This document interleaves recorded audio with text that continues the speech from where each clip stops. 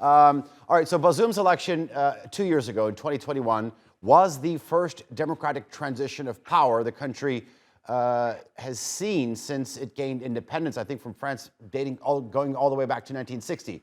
What we've witnessed over the past 48 hours, what does this tell you? What it tells us, I think, is a couple of things.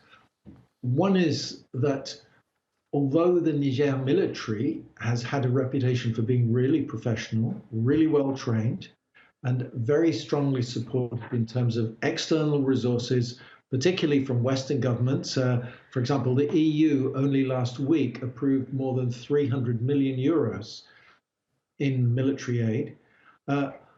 Clearly, the mindset within the military that says that its job is to remain purely Republican, and whatever criticisms or disagreements or concerns it may have, it doesn't have the right to intervene in politics. Clearly, that's more shallowly rooted than people had hoped.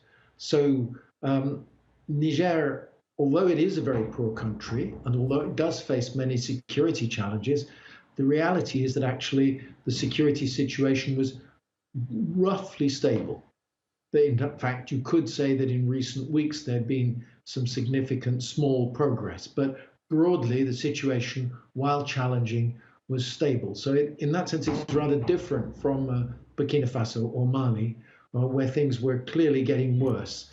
And the government was struggling, the previous governments that were overthrown by the military were struggling to keep things in check. But I think the other thing that it shows is that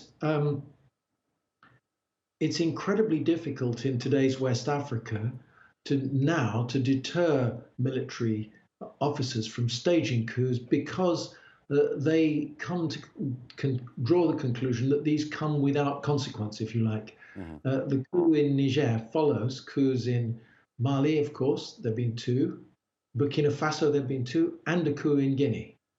And in all of those cases, all of those military leaders are now negotiating a return to civilian government, but in some cases not making a firm promise that they themselves will stay out of the political arena. So for somebody like General Chani, who clearly had some disagreements, some dissatisfactions, he may have drawn the conclusion that a coup was a no-lose option, if you like.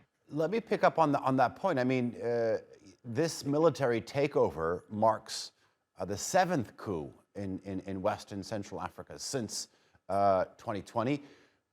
What does this mean? I mean, why aren't these nations' leaders able to govern without the threat of a coup, a takeover, a mutiny? What's the problem here? Well, I think there are several factors. One is that sense of impunity among the military now that they've seen several coups succeed. There is also quite a lot of popular disenchantment with elected politicians.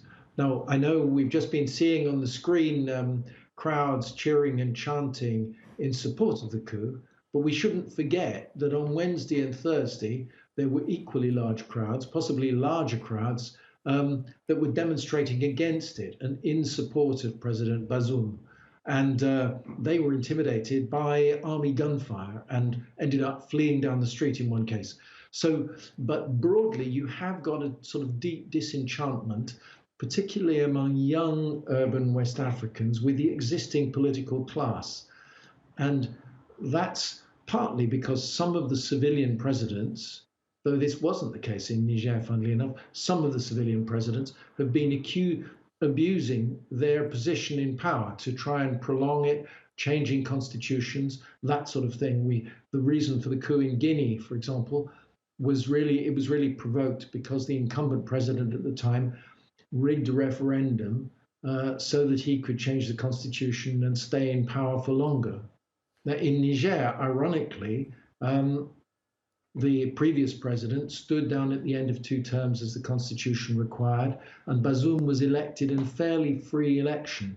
But the wider regional climate now has become much, much more difficult. Okay. And there's, I think, another factor, which is that the international community these days is divided, of course. So whereas some time ago, there was a united international front in support, if you like, of progress towards constitutional democracy. Now you've got actors, particularly Russia, who are much more skeptical of that model. And again, putschists can draw comfort from that. Yeah. You referred to Niger as a relatively stable country, especially when compared to Burkina Faso and Mali in your first answer. Let me add to this. I mean, the country is often referred to as sort of quote unquote the West's only hope in the Sahel region. When you look at the support that Western countries have given to Niger, it is staggering. $500 million from the United States. You mentioned the EU being an important partner. What will this mean for the region's security? Well, it poses a massive challenge, actually, because already ECOWAS, the West African Regional Bloc, which is, if you like, a West African equivalent of the European Union, and which is formally committed to trying to sustain constitutional elected government, was already trying to draw up plans to strengthen stability in the region. In fact, only last week, Bazoum was at a regional summit in Abuja, the Nigerian capital, to discuss exactly that, and with plans for a new diplomatic outreach to the military regimes in Mali, Burkina, and Guinea to try and ensure that they stayed on track in coming back to elected government next year. So this is yet another fresh headache, if you like. It reminds ECOWAS of the huge scale of the challenge in those in trying to get the region moved back towards the norm of constitutional rule. There are one or two things that could work in its favor. The new Nigerian president, Bola Tinubu, is much, much more vocal and active on all this than his predecessor, Muhammadu Buhari. And he's been very quick to come out with condemnation of the coup. And he is also the new, he holds the rotating chairmanship of ECOWAS. He was just installed in that role a few weeks ago. So Nigeria is particularly well placed as Niger's main southern neighbor to exert some pressure here. But it looks highly unlikely that this coup will be immediately reversed, despite the Western condemnation, despite the UN's condemnation. Paul Melly, I'm afraid we're going to have to leave it there. Thank you very much for joining us here on the NewsHour. I do appreciate talking to you. Thank you.